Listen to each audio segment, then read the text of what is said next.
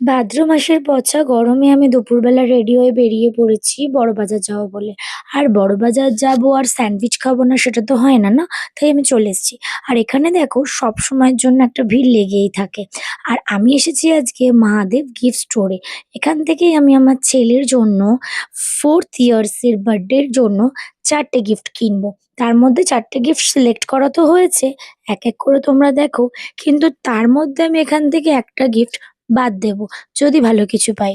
আর এখানে যতগুলো জিনিস নেওয়া হয়েছে মোটামুটি আমার ছেলের পছন্দ হবে। কিন্তু এটা কিন্তু দেখে পছন্দ হয়ে গেছিল এই গিটারটা, তাই নিয়ে নিয়েছি। সবকিছু মিলিয়ে আমাদের এখানে কেনাকাটার ডান। এরপর আমি যাওয়ার সময় দেখলাম এখানে অনেক আচার বিক্রি হচ্ছে।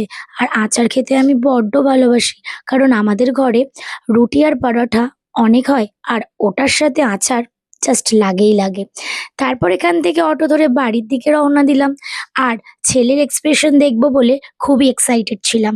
আমার ছেলের বার্থডে ৩ দিন পর, কিন্তু গিফট হাতে পেয়ে ও তো প্রত্যেকটা গিফট নিয়েই দেখতে লেগে গেছে। আর খুব আনন্দ সহকারে সেগুলোকে নিয়ে খেলাও করতে শুরু করে দিয়েছে।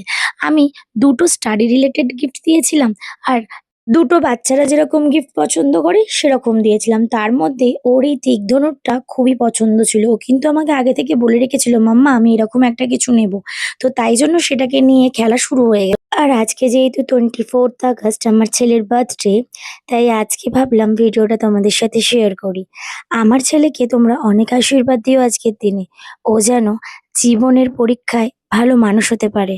পড়াশুনো করে অনেকে অনেক বড় কিছু হয়, কিন্তু জীবনে মানুষের মতন মানুষ হওয়াটা আমার মনে হয় আজকের দিনে বড্ড প্রয়োজন। তাই আমি আমার ছেলেকে সেই শিক্ষায় বড় করছি, যাতে ও ভালো মানুষ তৈরি হয়।